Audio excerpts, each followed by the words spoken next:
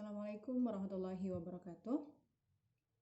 Baik, pada hari ini saya akan menerangkan tentang materi yaitu uji komparatif. Nah, kalau teman-teman mengingat bahwa saya sudah pernah menjelaskan tentang jenis-jenis analisis statistika, saya review sedikit ya. Maka jenis analisis statistika itu ada dua macam. Analisis statistika berdasarkan rumusan masalah ya, saya tekankan. Kenapa kok saya tekankan rumusan masalah? Karena kalau teman-teman membaca literasi yang lain, maka teman-teman bisa menemukan macam-macam analisis statistika berdasarkan pembagian jenis datanya. Ada parametrik, ada non-parametrik. Nah, sedangkan ini berdasarkan rumusan masalah. Nah, jika berdasarkan kepada rumusan masalah, maka analisis statistika dibagi menjadi dua, yaitu analisis deskriptif dan analisis inferensial. Nah, analisis deskriptif jelas dari bahasanya deskriptif bertujuan untuk menggambarkan. Menggambarkan apa? Menggambarkan keadaan dari data yang kita kumpulkan. Dan kan kalau kita mau menganalisis statistika itu kan kita punya data sebelumnya gitu kan ya. Datanya terserah apapun yang akan kita jadikan penelitian. Misalkan penelitian yang ingin kita lakukan adalah kualitas SDM. Nah, kualitas SDM. Maka ketika kita ingin melakukan uji deskriptif, maka kita ingin menggambarkan keadaan dari kualitas SDM suatu perusahaan. Nah, menggambarkannya macam-macam kan, sudah saya jelaskan dulu contoh-contohnya. Ada min, rata-rata, ada varian, kemudian ada modus, ada median, ada IKM, dan lain sebagainya. Nah, sedangkan inferensial sendiri itu berfungsi untuk menarik kesimpulan, begitu maksudnya ya. Nah, pembagian inferensial sendiri dibagi lagi menjadi dua, yaitu korelasional dan komparatif. Nah, korelasional itu hubungan, berarti analisis statistika korelasional adalah analisis statistika yang bertujuan untuk mencari hubungan. Hubungannya siapa? Hubungannya variabel X, yaitu variabel bebas, dengan variabel Y, yaitu variabel terikat.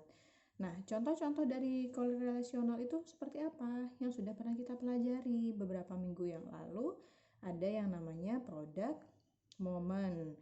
Nah, product moment itu bertujuan untuk mencari korelasi, mencari hubungan antara variabel X dengan variabel Y. Nah, contoh yang berjenis data interval atau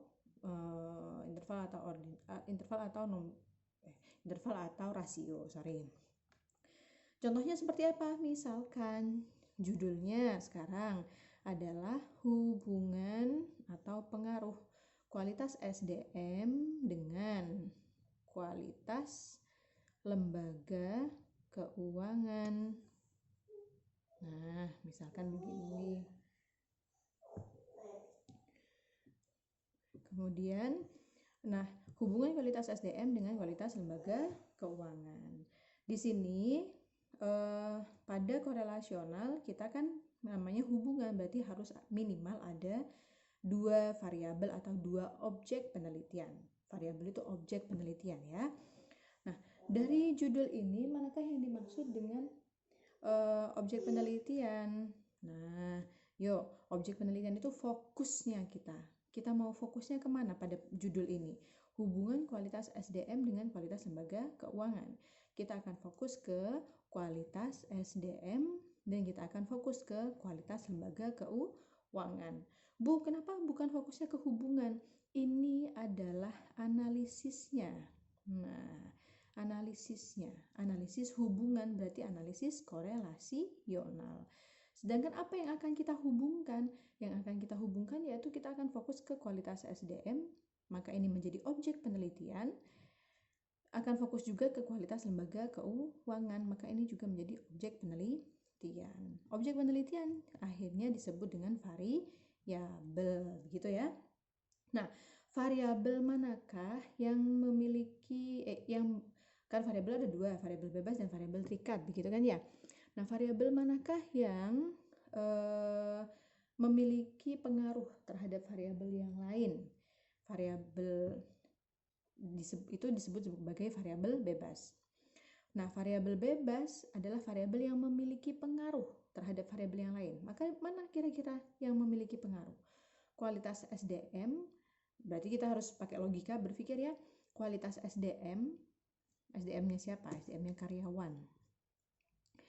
Kualitas SDM karyawan berpengaruh terhadap kualitas lembaga keuangan. Betulkah begitu? Atau kita pakai logika yang kedua, kualitas lembaga keuangan berpengaruh terhadap kualitas SDM. Manakah yang kira-kira lebih cocok? Nah, ini tergantung dari penelitian kita. Kalau Bu saya ingin meneliti tentang kualitas SDM karyawan itu apakah akan berpengaruh terhadap kualitas lembaga keuangan. Kalau karyawannya pinter-pinter Bu, karyawannya bagus-bagus, kerjanya totalitas dan lain sebagainya, apakah kualitas yang seperti tadi itu akan berpengaruh terhadap kualitas dari lembaga keuangan. Berarti kalau kita pakai logika yang seperti itu, maka kualitas SDM menjadi variabel bebas dan kualitas lembaga keuangan menjadi variabel terikat. Kenapa? Karena kualitas lembaga keuangan dipengaruhi oleh kualitas SDM. Jadi variabel terikat. Nah, itu produk momen ya. Kemudian kita punya lagi yang namanya koefisien kontingensi. Nah, ini bertujuan untuk mencari hubungan antara data yang berupa nominal dan nominal gitu. Kemudian ada lagi sebenarnya banyak sekali. Ada rank order, ada poin biserial, ada lagi analisis regresi linier sederhana, analisis regresi linier berganda, dan lain sebagainya. Nanti ini akan kita pelajari di semester 3. Nah, deskriptif sudah kita pernah pelajari kan ya, mean dan varian. Kemudian korelasional sudah pernah kita pelajari, produk momen dan koefisien kontingensi. Sekarang kita akan belajar tentang komparatif. Namanya saja komparatif. Komparatif itu berarti mencari perbandingan, begitu kan ya? Membandingkan. Nah, membandingkan itu apa? Bertujuan untuk mencari perbedaan. Membandingkan untuk mencari perbedaan. Nah, berarti apa yang akan kita bandingkan? Nanti kita akan punya dua hal gitu kan ya. Hal pertama dan hal kedua yang akan kita bandingkan. Nah, contohnya apa? Contoh analisisnya maksudnya ya. Contoh analisisnya yang pertama adalah uji T. Nah, uji T sendiri dibagi lagi menjadi berbagai macam. Ada uji T 1 sampel. Ada uji T 2 sampel. Uji T 2 sampel dibagi lagi menjadi uji T 2 sampel berhubungan dan uji T 2 sampel tidak berhubungan atau tidak berkaitan. Berhubungan kalau kalian baca di beberapa buku, Bu saya cari di buku kok namanya tidak ada yang berhubungan. Adanya paired dan independen, maka gunakan yang paired. Paired itu kan paired itu pair ya, bahasa Inggrisnya berpasangan. Nah, tidak berhubungan itu kan tidak berhubungan berarti tidak berpasangan, bebas. Berarti independen begitu ya. Nah, oke. Kemudian ada lagi yang namanya ANAVA gitu. Nah, pada materi kali ini saya akan menerangkan uji T 2 sampel yang berhubungan. Minggu depan akan saya terangkan uji T 2 sampel yang tidak berhubungan dan selanjutnya akan saya terangkan ANAVA.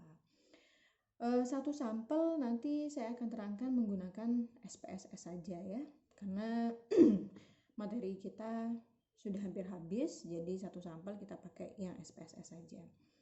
Nah, intinya Uji komparatif ini kan mencari perbandingan atau mencari perbedaan ya.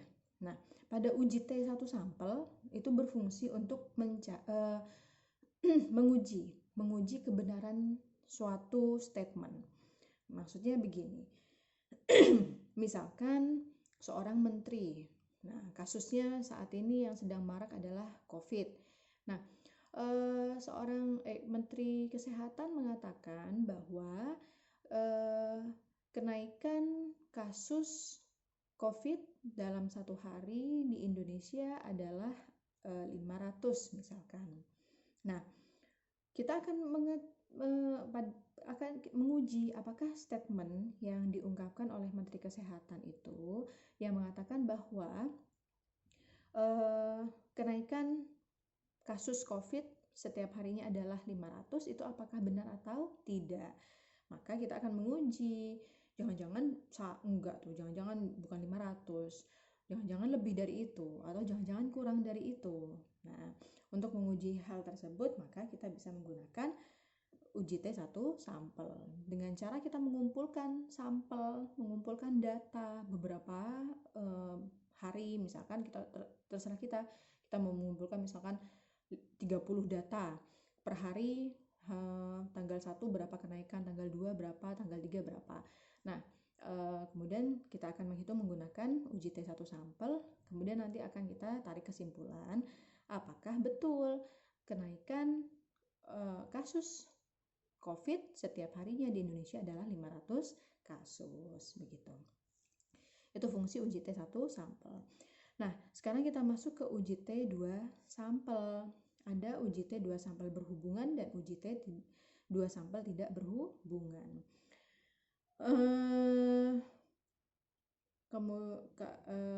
Kalau uji T2 sampel yang berhubungan itu maksudnya gini, sampel, kalian masih ingat sampel kan ya? Sampel itu maksudnya adalah subjek penelitian kita. Berarti siapa? Nah, siapa yang mau kita teliti itu terdiri dari 2 sampel. Tetapi sampelnya ini berhubungan gitu. Atau contohnya nanti saja saya terangkan contohnya. Ini saya berikan perbedaan dulu antara uji T dengan ANAFA. Apa perbedaan uji T dengan ANAFA? Uji T itu menguji kalau sampelnya itu terdiri dari 1 sampai dengan 2. Sedangkan ANAFA itu menguji sampel yang lebih dari 2. Nah, jadi kalau sampelnya yang mau kita bandingkan itu lebih dari 2, ada 3, 4, 5 sampel, maka kita bisa menggunakan ANAFA. Untuk lebih jelasnya, masing-masing dari setiap uji komparatif ini harap bersabar, kita ikuti penjelasan setiap minggunya. Oke, sekarang kita masuk ke dalam penjelasan tentang uji T. Uji T, lurus ya, 2 sampel yang berhubungan. Nah, apakah uji T2 sampel yang berhubungan itu? Jadi, seperti kata saya tadi, sampelnya, subjeknya yang akan kita ukur itu mereka memiliki hubungan. Atau gampangannya bisa kita katakan berasal dari subjek yang sama. Dari yang subjek yang sama. Langsung contoh saja. Misalkan kita ingin menguji apakah suatu pelatihan di kantor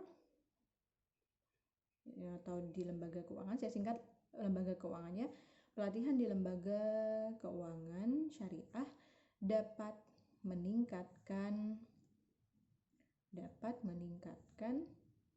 kualitas SDM. Nah, misalkan ada seorang direktur dari lembaga keuangan syariah. Beliau ingin mengadakan suatu pelatihan. Saya mau membuat pelatihan kepada SDM karyawan, terhadap karyawan-karyawan yang ada di kantor saya.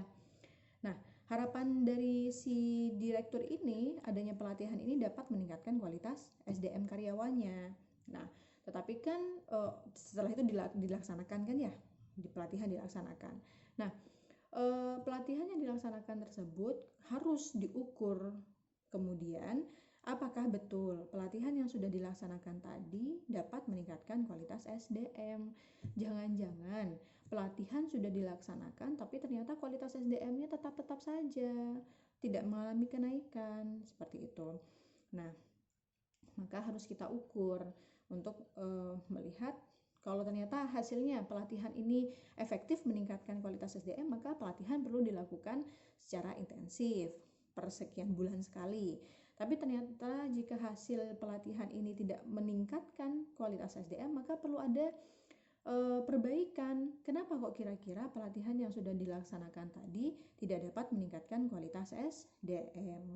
Mungkin ada kesalahan dari acara yang sudah dilaksanakan begitu. Jadi fungsinya begitu ya. Nah, permasalahan yang seperti ini namanya masalah kan ya. Kemudian bisa kita jadikan sebuah judul penelitian dengan kata-kata pengaruh. Nah, pengaruh apa? Pengaruh pelatihan terhadap kualitas SDM karyawan. Nah, sepintas kata-kata pengaruh itu kan terkesan seperti korelasional ya, mencari hubungan. Nah, tetapi kalau kita lihat lagi dengan judul yang seperti ini lebih baik digunakan komparatif, jangan gunakan korelasional. Kalau gunakan korelasional, kita fokusnya akan kemana nih? Fokusnya ke pelatihan ya, dan fokusnya ke kualitas SDM. Pengaruh itu kan analisisnya gitu kan ya, korelasional. Nah, kalau ini dijadikan sebagai objek, ini juga objek, bisa juga, tetapi kurang maksimal untuk menghitung apakah pelatihan itu betul-betul efektif meningkatkan kualitas SDM. Lebih baik gunakan komparasi. Kita bandingkan apakah pelatihan tersebut betul-betul meningkatkan kualitas SDM dengan cara apa? Membandingkan antara apa? Antara kualitas SDM sebelum pelatihan dan kualitas SDM sesudah pelatihan. Nah, jadi nanti yang akan kita kumpulkan datanya justru yang ini sekarang. Yang kualitas SDM sebelum pelatihan dan kualitas SDM setelah atau sesudah pelatihan, begitu. Paham ya? Jadi itu yang dimaksud dengan UJT 2 sampel berhubungan. Kenapa dikatakan berhubungan? Karena berasal dari subjek yang sama. Subjeknya yang sama itu siapa? Di sini siapa subjek? Orangnya itu siapa? Karyawan, gitu kan ya? Berarti data tentang karyawan yang akan kita teliti berasal dari subjek yang sama, sama-sama berasal dari karyawan yang sama. Cuman datanya yang akan kita teliti nanti sebelum pelatihan dan sesudah pelatihan. Di sini nama karyawannya sama. Ada di sini Ani, di sini Budi, ada Suci. Nah, sebelum diadakan pelatihan kita ukur kualitas SDM-nya terlebih dahulu. Berapakah kualitas SDM-nya? Misalkan ketemu suatu angka 5. Ani, kemudian Budi, sebelum pelatihan kita ukur dulu kan ya. Jadi sebelum mereka mengikuti pelatihan harus kita ukur dulu berapakah nilai kualitas SDM-nya mereka. Budi ketemu 7, Suci ketemu 6 misalkan kan. Nah, kemudian mereka diikutkan pelatihan. Nah, setelah diikutkan pelatihan, kemudian kita ukur lagi sesudah pelatihan. Kualitas SDM sama. Dari karyawan yang sama, si Ani kita ukur sesudah si Ani ini mengikuti pelatihan berapa nilai kualitas SDM-nya. Misalkan jadi 6,5. Budi menjadi 7 tetap, misalkan Suci menjadi 7 juga misalkan, begitu. Nah, jadi inilah data yang akan kita gunakan. Kita akan mengkomparasikan, membandingkan antara data sebelum dan data sesudah. apakah terdapat perbedaan. Kalau terdapat perbedaan dan perbedaannya meningkat, maka kita katakan bahwa pelatihan dapat meningkatkan kualitas SDM. Tapi kalau ternyata hasilnya tidak ada perubahan, sebelum dan sesudah ini hasilnya ternyata sama, maka kita katakan bahwa pelatihan tidak berpengaruh terhadap kualitas SDM gitu. Oke, ini paham ya? Kalau tidak paham silahkan diulang lagi videonya dari awal. Kita masuk ke dalam contoh sekarang. Oke. Nah, ini contoh data. Oh, saya belum tuliskan angkanya, sorry ya. Baik, saya tuliskan angkanya dulu. Di sini ada angka 78, bisa terlihat enggak ya? Kemudian ada 60, 55, 70, 57, 49, 68, 70, 81, 30, 55, 40, 63, 85, 70, 62, 58, 65, 75, 69. Oke. Jadi kasusnya sama, saya menggunakan kasus sama seperti yang sudah dicontohkan tadi. Ingin mengukur atau mengetahui apakah terdapat pengaruh pelatihan terhadap kualitas SDM. Maka setelah data dikumpulkan, kita akan punya tabel seperti ini. Di sini ada nama, kemudian di sini ada kualitas SDM karyawan, yaitu sebelum pelatihan dan sesudah pelatihan. Jadi sebelum mereka ikut pelatihan, ukur dulu Ani, Ina, Nia, Ain, dan lain sebagainya. Ini kita ukur kualitas SDM-nya. Letakkan di sebelah sini, di kata-kata sebelum pelatihan. Nah, kemudian setelah itu semua kita ukur, baru kita adakan pelatihan kan ya. Nah, setelah diadakan pelatihan, kemudian kita ukur lagi kualitas SDM karyawan tadi sesudah pelatihan. Sama si Ani yang kita ukur. Nah, misalkan Ani jadi 75. Terus Ina kita ukur lagi sesudah mengikuti pelatihan. Misalkan 68. Dan seterusnya ya. 59, 71, 63, 54, 66, kemudian 74, 89, 33, 61, bukan 61, 51,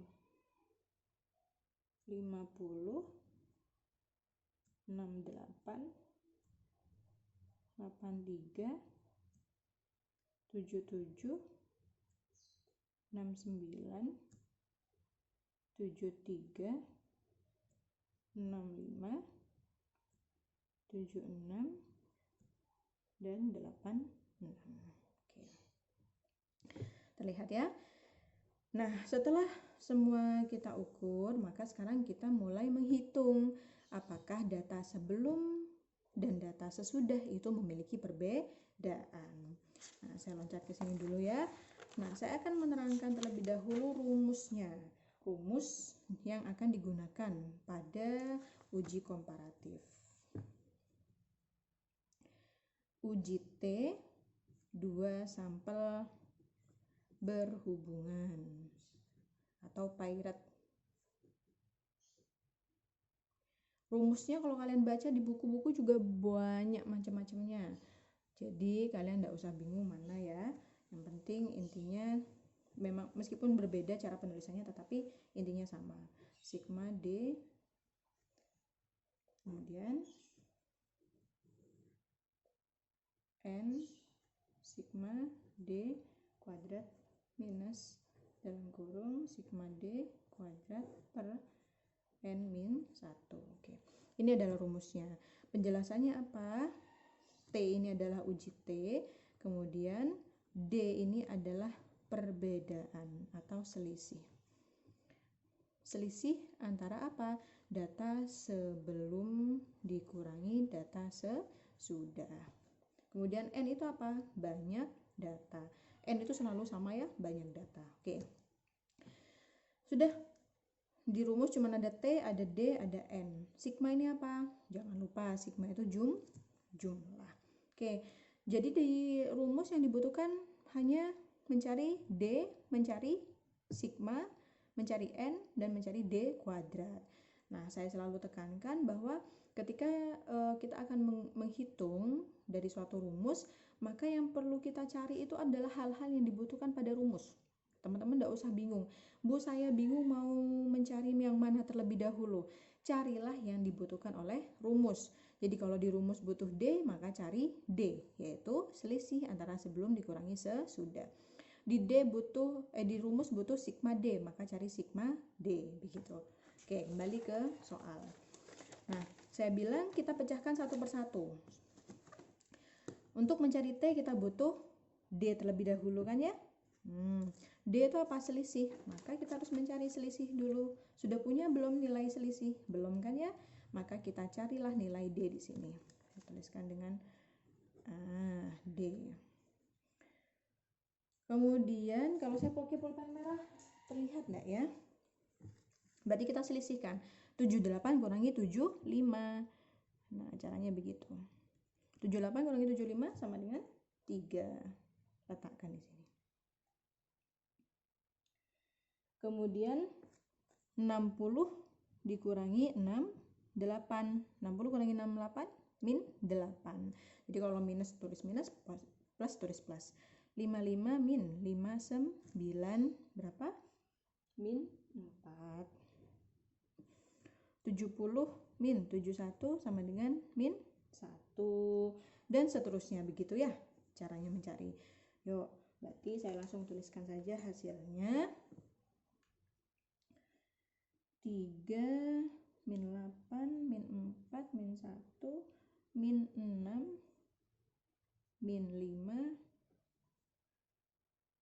2 min 4 min 8 min 3 4 min 10 min 5 2 min 7 min 7 lagi min 15 0 min 1 dan min 17. Paham ya? Kemudian apalagi yang perlu kita cari? Nah, balik lagi ke rumus. Setelah mencari nilai D, apa yang kita butuhkan? Yang dibutuhkan adalah mencari sigma dari D, berarti jumlah dari D. Bagaimana cara mencari ini D? Ini nilai D, semua ini nilai D. Maka yang kita butuhkan adalah sigma D. Sigma D itu apa? Jumlah dari D. Maka kita harus mencari yang namanya, pakai itu aja, sigma D. Oh, pakai kecil ya, sorry. Sigma D, jumlah dari D. Berarti caranya bagaimana? 3 ditambah min 8 ditambah min 4 ditambah min 1 ditambah min 6 ditambah min 5 ditambah 2 dan seterusnya. Kalau kita hitung maka kita akan memperoleh sigma D adalah min 90. Nah, setelah itu apa lagi yang perlu kita cari? Lihat rumus lagi. Sigma D sudah dapatkan ya, cari nilai N. N-nya berapa? N itu banyak data. Banyak data berapa? Kita hitung. Nih sampai ke bawah nih berapa? Ternyata ada 20. Maka N akan kita dapatkan 20. Kemudian ada sigma lagi. D kuadrat. Nah, sekarang yang dibutuhkan adalah nilai dari D kuadratnya. Kalau tadi D, sekarang yang dibutuhkan adalah D kuadrat. Sudah punya belum D kuadrat? Coba kita lihat. Ini D, kita belum punya nilai D kuadrat, maka kita harus mencari nilai D kuadrat. Oke. D kuadrat bagaimana caranya? Ya tinggal D dikuadratkan. D-nya di sini 3 dikuadratkan jadi 9. Min 8 dikuadratkan, min dikalikan min positif kan ya, 8 kali 8 64, berarti positif 64. Min 4 kuadrat, min kali min plus 4 kali 4 16. Min 1 kuadrat, min kali min plus 1 kali 1 1, dan seterusnya lakukan hal yang sama. Hasilnya adalah di sini 36, di sini 25, di sini 4, 16, 64, 9, 16, 125, di sini 4, 49, 15, 2, 2, 5, 0, 1, 2, 8, 9. Oke, paham ya? Kemudian kita lihat, nah D sudah dapat nih kan ya. D-nya sudah dapat, D kuadrat maksud saya.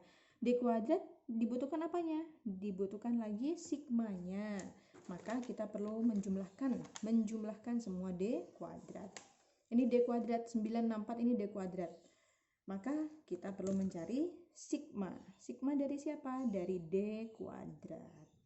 Caranya bagaimana ya? Dijumlah 9 tambah 64 tambah 16 tambah 1 tambah 36 dan seterusnya. Sampai akhirnya kita akan menemukan nilai sebesar 1002.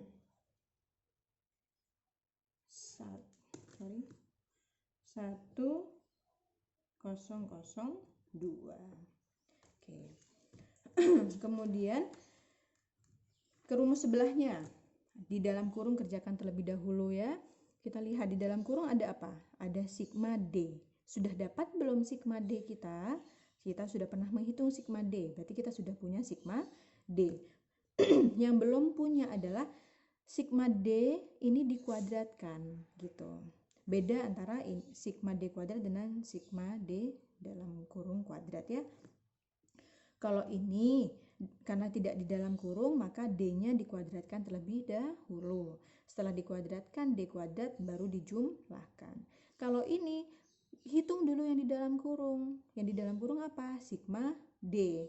Maka cari dulu sigma D, baru dikuadratkan. Itu perbedaan antara sigma D kuadrat dengan sigma D di dalam kurung yang dikuadratkan. Nah, maka sigma D, mana sigma D? Cari, kita sudah punya belum sigma D? Seret, ini sigma D, ya enggak? Sigma D-nya harus diapakan? Dikuadratkan. Maka carilah kita sigma D dikuadratkan. Saya tuliskan ke atas ini ya, karena tidak cukup. Sigma D dikuadratkan. Berarti berapa? Ya, min 90 dikuadratkan. Min kali min plus 90 kali 90, 9 kali 9, 81. Berarti 8.100. Terlihat ya, 8.100. Nih, positif. Oke. Kemudian apa lagi N? N-nya tadi 20 min 1. Sudah semua di dalam rumus yang dibutuhkan, sudah ada nilainya. Nah, tinggal kita masukkan nilai-nilai yang ada di tabel tadi terhadap rumus. Mudah kan ya? Mudah kok. Hitung-hitungan itu mudah. Intinya adalah pahami rumus. Rumus itu butuh apa? Yuk, sigma D. Sigma D mana? Sigma D. Nilainya berapa? Min 90. Letakkan di sini. Min 90. Kemudian per ada akar N tadi 20. Kemudian sigma D kuadrat. Sigma D kuadrat berapa tadi? 1002. Nah, karena ini kan kalau kita langsung tulis 1002 bingung bacanya. Jadi hati-hati kita beri kurung. Bu, kok diberi kurung, Bu? Padahal di atas nggak ada kurung. Iya, agar kalian tidak kecampur antara nilai N ini dengan nilai sigma D kuadrat ini. Kemudian minus sigma D kuadrat. Mana sigma D kuadrat?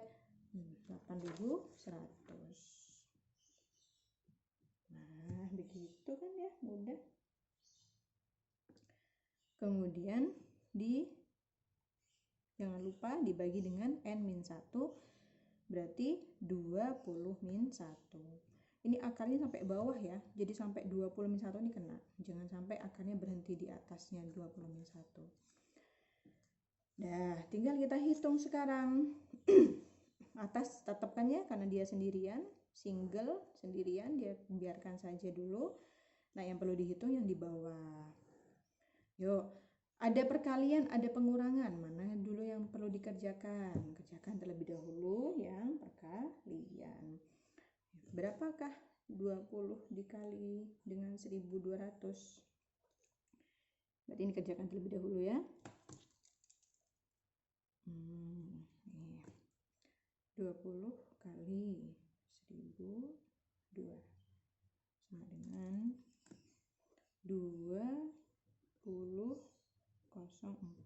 20.040. Saya sarankan kepada teman-teman di dalam perhitungan baik statistika, akuntansi, matematika ekonomi nantinya, kalau kalian mendapatkan hitungan ribuan, jangan diberi titik atau diberi tanda apapun, jangan. Karena nanti ketika kalian akan menghitung, kedepannya kalian akan kebingungan, ini nanti desimal atau tanda ribuan. Karena kalau yang kita kenal kan selama ini ribuan itu titik. Nah, tetapi pada kalkulator itu, apalagi yang kalkulatornya pakai kalkulator sistem internasional, ribuan itu menggunakan koma. Nah, ketika kita pakai di sini hasilnya, misalkan di sini hasilnya koma gitu kan ya, set koma, kita beri koma. Paham nih awalnya kita ribuan, tetapi karena kita sedang cepat-cepatan mengerjakan, kita lupa bahwa ini ternyata koma tadi adalah ribuan, kita anggapnya desimal. Masuklah di kalkulator kita menggunakan desimal, itu jelas berbeda sekali sudah hasilnya nanti gitu ya.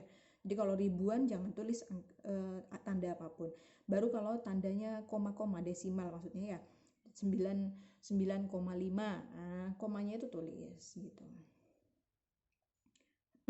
Kemudian ini 8.100 dibagi berapa? 20 min 1, 19. Oke. Yang atas tetap min 90 dibagi dengan di bawahnya. Berapa yuk? 20.040 dikurangi dengan 8.100 sama dengan 11.940. Jangan beri titik lagi, dibagi 19. Oke, saya pindah ke sini. Di atas tetap min 90. Ini kalau kita tuliskan ini T, ini T, ini T, di sini T, min 90. Nah, setelah ini berarti harus dibagikan ya, 11.940 dibagi dengan 19 sama dengan 628,42. Kalau kalian lihat di kalkulator panjang, tapi pembulatan yang baik itu adalah 3 angka di belakang tanda desimal. Setelah itu perlu diapakan? Kan tidak bisa langsung dibagikannya, ini harus dihilangkan dulu akarnya. Berarti 628,421 di akar. Nah, yuk teman-teman, sudah tahu caranya mencari tanda akar? Kalkulatornya dijadikan scientific calculator. Cari pokoknya yang bisa bentuknya seperti ini. Kadang itu teman-teman juga perlu merubah screen rotation. Nah, kadang perlu di rotationnya dihidupkan, kemudian dimiringkan seperti ini, baru bisa keluar. Nah, cari tanda akar. Mana tanda akar? Ini tanda akar kan ya? Akar. Macam-macam. Ada yang bentuknya cuma begini tanda akarnya itu. Ada yang cuma begini di kalkulatornya. Pokoknya cari tanda yang seperti rumput. Akarnya dipencet, kemudian masukkan angkanya 628,421. Di sini titik ini desimal maksudnya ya. Nah, ini karena internasional maka desimalnya menggunakan titik. Ribuan justru menggunakan koma. Pencet sama dengan ketemulah 25, ini lagi-lagi koma kalau di Indonesia ya. 068. Panjang di belakang, tapi kita bulatkan saja 3 angka di belakang koma. Nah, kemudian baru kita Bu, kok saya tidak bisa Bu nulis akar baru angka? Ada kalkulator yang tipenya angka dulu, ada. Jadi angkanya tulis dulu 628,421 baru dipencet akar. Ada yang seperti itu. Tapi tipe kalkulator saya bukan tipe yang angka dulu baru akar. tapi harus akar terlebih dahulu baru angka. Jadi kalian kuncinya adalah kenali kalkulator masing-masing.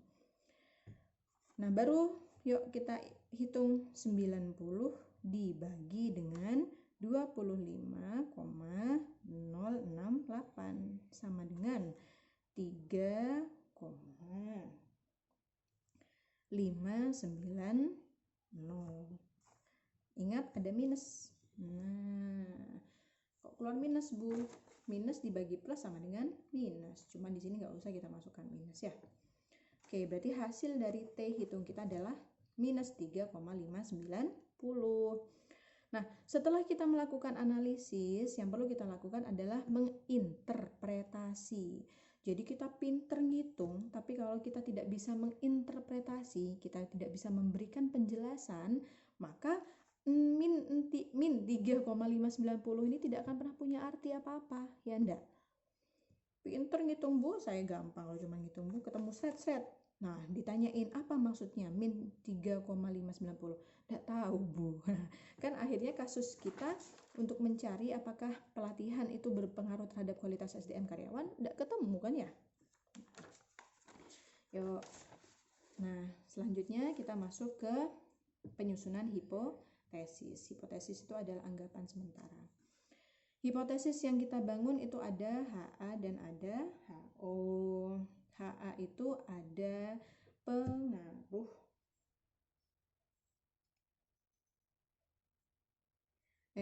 Kok ada pengaruh? HA itu tidak ada perbedaan. Tidak ada perbedaan antara apa? Data sebelum dan data sesudah pelatihan. Kemudian kalau HO berarti ada apa? Ada perbedaan data sebelum dan data sesudah.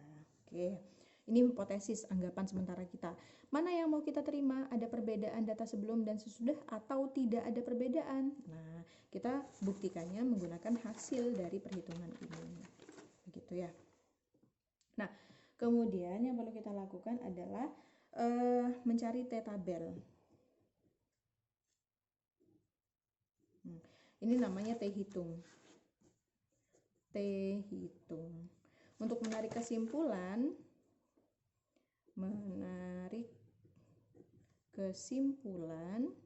caranya adalah kita perlu membandingkan T-hitung dengan T-tabel. Nah, jika T-hitungnya itu lebih besar dari T-tabel, maka yang harus diambil adalah HO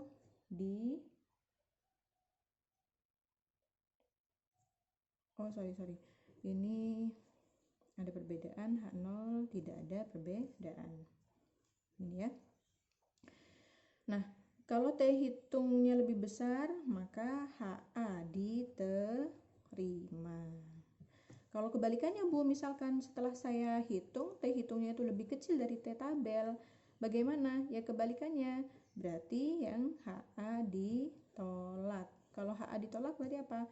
Ya gampangnya kalian lebih mudah mana? Mengingat HA ditolak atau HO diterima. Pakai HO diterima saja ya. Nah, begitu. T hitung lebih besar dari T tabel, HA diterima. Jika T hitung kurang dari T tabel, maka HO yang diterima. Nah, bagaimana caranya mencari T tabel? Mencari T tabel, caranya adalah 1. Kita harus mencari DK. DK-nya itu N-1. N-1 itu berapa? 20-1 sama dengan 19. Kemudian kita gunakan alfa selang 5%. Berarti kepercayaan bahwa penelitian kita ini kira-kira benarnya berapa adalah 5%. Nah, kita cari di mana? Di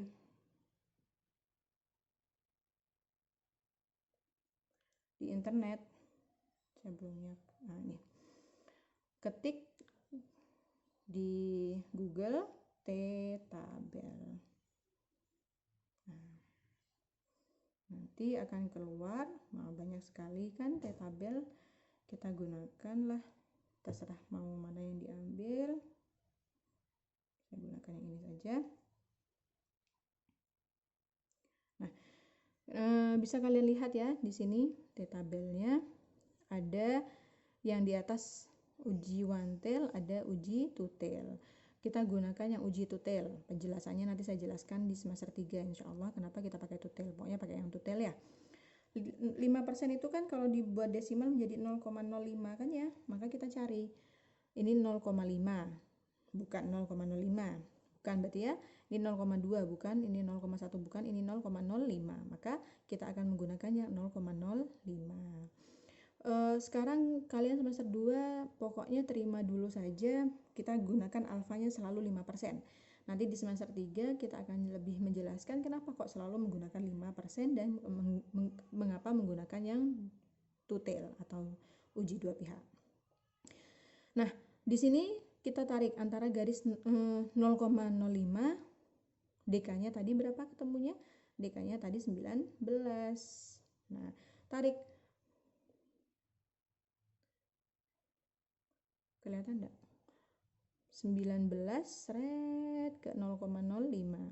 Ini kan ya berarti ketemunya nih, DK-nya 19, ini DK 19, tarik ke 0,05. Ini kan 0,05. Berarti ketemu di angka 2,093. Maka kita akan menemukan nilai T tabelnya adalah 2, berapa tadi? 093. Oke. Begitu ya.